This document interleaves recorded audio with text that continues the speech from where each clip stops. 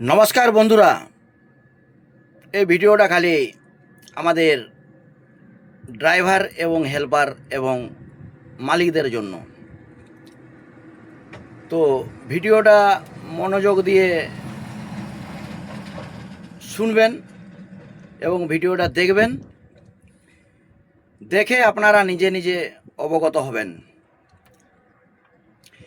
বিশাখাপট্টনম থেকে যেনারা মহাসমুদ্র কয়লা লোড করছেন ওনাদের উদ্দেশ্যে এই ভিডিওটা আমার বানানো। বন্ধুরা, আমরা এখন এই মুহূর্তে রয়েছি মহাসমুদ্রের যে ফ্যাক্টরি, সেই ফ্যাক্টরিতে দেখতে পেয়েছেন। তো আমার গাড়িটাও আপনাদেরকে দেখাচ্ছি একবার। এই যে দেখুন, এটা আমার গাড়ি। তো দেখেছেন যে বিশাখাপট্টনমে ক্যামেরা লাগানো হচ্ছে এবং ক্যামেরা দেওয়া হয় কিসের কারণে? অনেক ড্রাইভার আছে যে তারা মাল উল্টাপাল্টা করে দেয় বা জল টল করে। তো সে যাই হোক, তো এই যে উপরে যে ক্যামেরাটা যেটা লাগানো আছে, ক্যামেরাটা আপনাদেরকে আমি দেখাচ্ছি। তো ওই ক্যামেরা আপনাদের গাড়িতে যদি লাগানো থাকে, কোনো মতেই আপনারা ব্যাটারির লাইন খোলার চেষ্টা করবেন না। এবং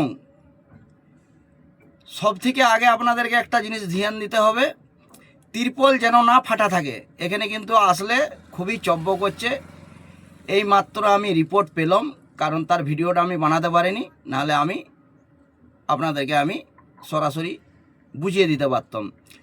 তো এই গাড়িটা সিজি নাম্বার হোক বা বাইরের কোনো নাম্বার হোক বা ডাব্লিউবি নাম্বার হোক, যে কোনো নাম্বার গাড়ি একটা এসেছিলেন। তো মোটামুটি তার তিরপল ফাটা ছিল।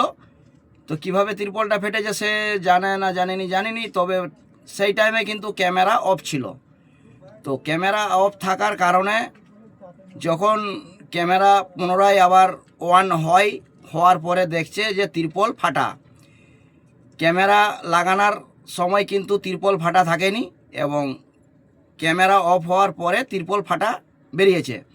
তো সেই জন্যে এখানে এসে গাড়িটাকে 7 দিন 8 দিন দাঁড় করিয়ে দিয়েছিল।